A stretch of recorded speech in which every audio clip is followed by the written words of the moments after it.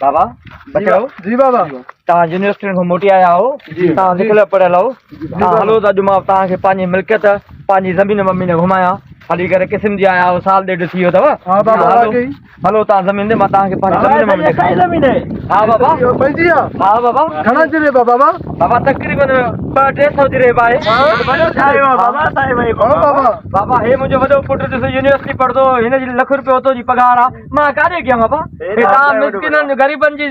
पैसनि जी रत जी कमाई आहे मां सभु तव्हांजे करे त ठाहियो आहे हिनखे जेको आहे त 50,000 पघार मिलंदी हिन जा बि पैसा मां ज़मीन में हणंदुमि न भाउ ऐं तूं जेको हुते भाउ पटे वालो हूंदे भाउ चमचो हूंदे तूं वॾे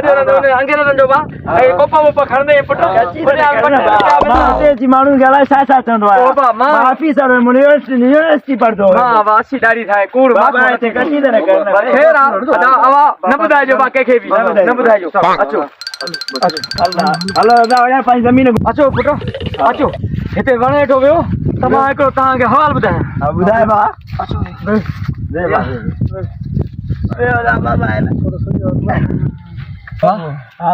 मां तव्हांखे अरे अबा छा थियो अबा ख़ैर आहे हा भाउ ख़ैर आहे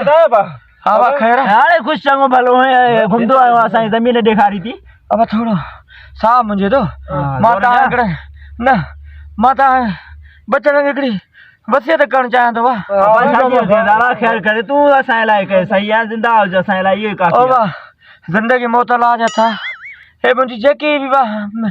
मुंहिंजी ज़मीन अथव मुंहिंजो बैंक बैलेंस अथव मुंहिंजी मिल्कियत अथव उहा तव्हां टिनी पुटनि जे हवाले आहे वाह अलाह तव्हांखे ख़ुशि करे इंसान जे लाइ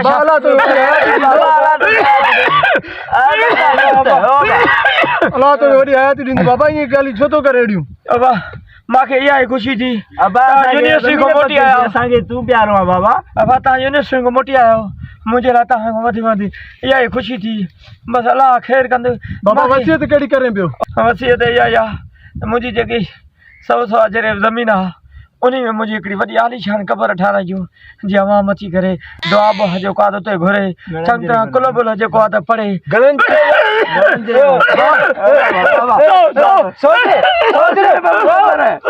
बाबा अरे बाबा जो जेको आहे 100 जरे क़बर इन जी ठारायूं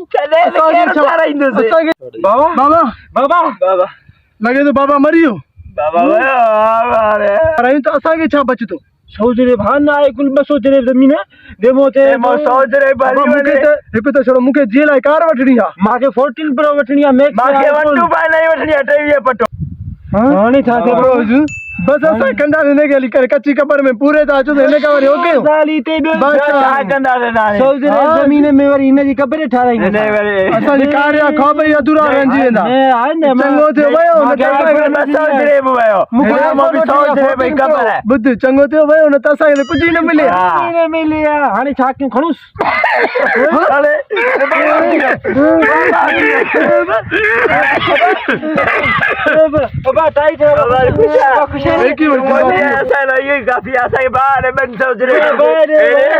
मूंखे थोरो साह मुंहिंजी वियो तव्हांजे लॻे तव्हांजो पीउ मरी वियो तव्हां मुंहिंजे मोए खां पोइ तव्हां एक्सरा वठंदव हाणे मां तव्हां कमीननि खे कुझु ई न ॾींदुमि मां सॼी ज़मीन वञी मिसकीननि यतीमनि जे नाले ते थो करे अचां तव्हां मथो मुंहिंजो अंगूठा